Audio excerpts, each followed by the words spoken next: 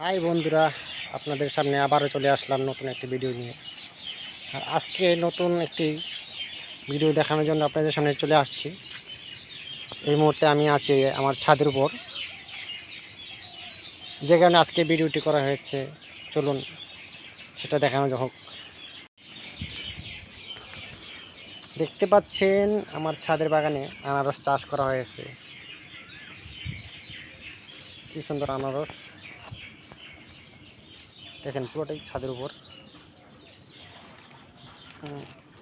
এটা হচ্ছে টবের মধ্যে, টবের মধ্যে চাষ করা হয়েছে আনারস। দেখেন এই যে এটা আছে বার্জার ডিউরোসনের একটা পেন্টিংয়ের যে রঙের ডিব্বা, সেটার মধ্যে চাষ আনারস। দেখেন অপূর্ব। এটা হচ্ছে মেডিসিনের ড্রামের মধ্যে চাষ করা হয়েছে। এটাতে আনারস হয়েছে দুটো চারার মধ্যে, একটি চারাতে আনারস হয়েছে। পাশাপাশি আছে পেয়ারা গাছ।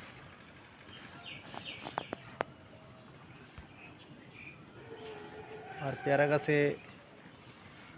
গাছে পেয়ারা আসছে কিছুটা। এই যে পেয়ারার যে ফুলগুলা দেখা যাচ্ছে, এই পেয়ারা ফুল, এই যে পেয়ারা আসছে, পেয়ারাগুলো এই পাশাপাশি ওই পেয়ারা আসছে একটা পেয়ারা। আসলে ছাদের উপর আনারস চাষ করাটা খুবই কষ্টদায়ক, অনেক সময় লাগে।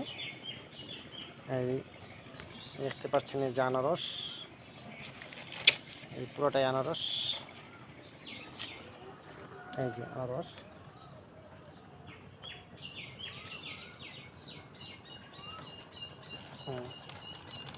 দেখেন কি সুন্দর আনারসগুলো দেখতে। আসলে এর আগেও আমি এখান থেকে আনারস সংগ্রহ করেছি। সময় সাপেক্ষ অনেক, যা আনারসের অনেকেই চাষ করবে না। এটা হচ্ছে আনারসের চারা। এটা যদি রোপণ করা হয়, এটা রোপণ করা হলে মনে করেন আবার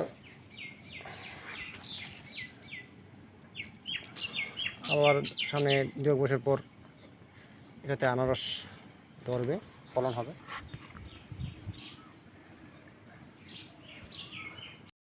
পাশাপাশি রয়েছে আমার ছাদের উপর আম গাছ। আপনারা সবাই জানেন এখন আমের মৌসুম, তাই দেশি আম তো থাকবেই প্রতিটা বাড়িতে। এই যে আমার আম প্রতিটা শাখায় আম। এই যে আপনারা দেখছেন, এই দেখেন, এই যে আম। আসলে দেশি আমের স্বাদই অন্যরকম। আমের পাশাপাশি, আনারসের পাশাপাশি আমি ছাদের উপর মরিচের চাষ করা হয়েছে। চলুন সেটাকে দেখানো যাক। টবের মধ্যে মরিচের চাষ করা হয়েছে। এই যে দেখেন কি সুন্দর মরিচ ধরেছে। এই ভিতরে আসলে পাতার মরিচের কালারটা সেম বোঝা যায় না। এই যে অনেক মরিচ, এই দেখেন অনেক মরিচ, এই যে প্রচুর মরিচ ধরেছে, অনেক মরিচ ধরেছে। দেখেন প্রতিদিনই পানি দিতে হয়, পানি প্রচণ্ড গরমের কারণে পানি শুকিয়ে যায়। এই দেখেন মরিচ। আসলে পরিবারের চাহিদা মেটাতে অনেক কিছুই করতে হয়। আর বাজারের মরিচের তুলনায় এগুলো অনেকটা ঝাল, আর খেতে খুব সুস্বাদু। সেন্ট ফ্লেভার অনেকটাই বাজারের মরিচের তুলনায় অনেকটা বেশি। দেখেন প্রচুর মরিচ ধরেছে, এই প্রচুর মরিচ দেখেন,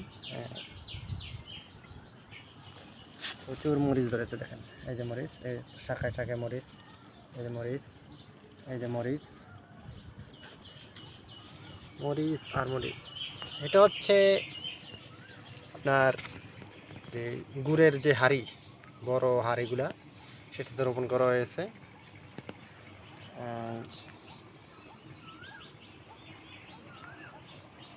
এটা তো মরিচ এসেছে, এই যে মরিচ, ভিতরে মরিচ দেখা যায়, ওই যে মরিচ। টাকা বাঁচাতে হলে নিজেকে অনেকটাই পরিশ্রম করতে হবে, তাই ছাদকে শূন্য না রেখে আমি পাশাপাশি এগুলো চাষ করেছি। আমার ভিডিওতে যদি আপনাকে ভালো লাগে তাহলে লাইক করবেন, কমেন্ট করবেন, আর এই ভিডিওটি সবার কাছে ছড়িয়ে দিতে অবশ্যই শেয়ার করবেন। সকলকে ধন্যবাদ। আল্লাহ হাফেজ।